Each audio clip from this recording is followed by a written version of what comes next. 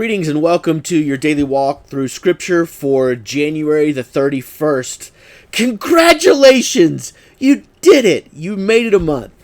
I really don't want to make light of it, but I want to celebrate it. I don't want to take it lightly, folks. You started off January 1st thinking, I don't know about this, Jeremy, and you thought, I could do this, and then you started reading and you realized, this is a little harder than I thought it was going to be. There's a lot more reading involved than I thought there was going to be. So if you've stuck with it so far, just want to say congratulations. All seriousness, great job. Keep it up. Be encouraged. As a matter of fact, if you want to take it to the next level, have someone read it next to you, with you. Get someone in accountability. One of the cool things about the Bible app is you can actually make your readings public, meaning that you can ask other people to read along with you and you can hold one another accountable. So if you're finding yourself struggling a little bit, you might consider doing that. So today's reading, in a lot of ways, is kind of the beginning and the end of the journey of the people of Israel. Now, that's not to say that Israel is out of the picture. There's more to come in the future days. But when you see the Exodus happening, it is God delivering his people so that his people may proclaim him. And then in Matthew chapter 21, we see something that is actually a pretty stark symbol of, in many ways, God placing judgment upon Israel, and specifically upon the leaders of Israel. But we'll get to that in a second. Let's go back here to Exodus and let's look at this. And God is telling Moses in Exodus 13, which, by the way, I forgot to tell you, your readings for today. How can I'm slacking on my job here. So your readings today should have been finishing up Exodus chapter 12, getting into Exodus 13, Matthew 20, wrapping it up, and starting in Matthew chapter 21. And then we had portions of Psalm 25 and Proverbs chapter 6 going into it. So we're going to focus on the Exodus and the Matthews today. So in Exodus, God gives Moses some instructions on how to consecrate all of the firstborn males. And he does this, again, this is going back to Abraham and the covenant when God said, hey, every firstborn, every male has to be circumcised.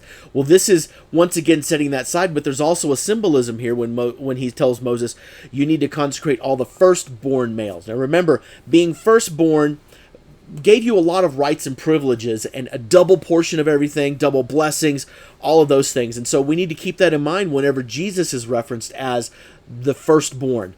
Again, it's not about his birth, because Jesus wasn't born.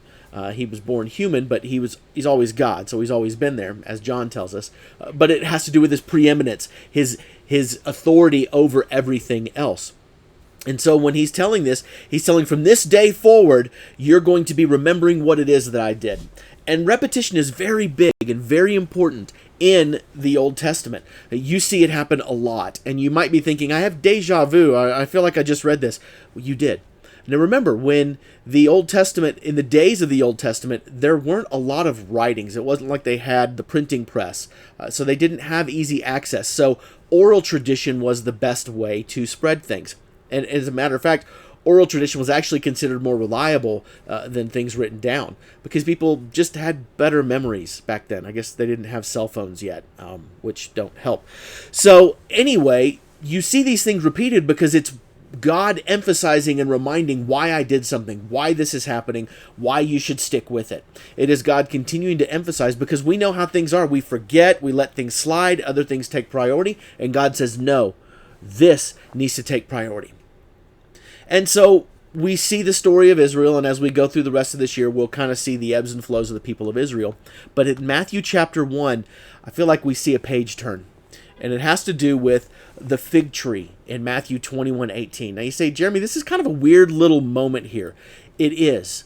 But Matthew put it in here because, remember, Matthew's writing to a Jewish audience. He's writing to people to show them that they are looking for the Jewish Messiah that we know of as Jesus.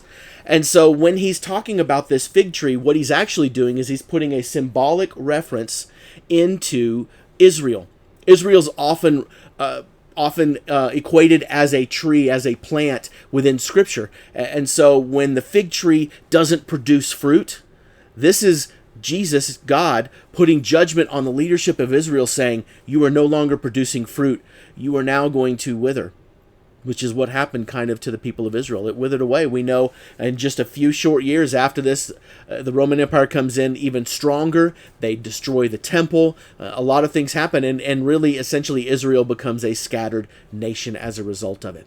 So in a lot of ways, it feels like a bookend. The beginning of the people of Israel, but then the country of Israel as it ends during the time of Jesus.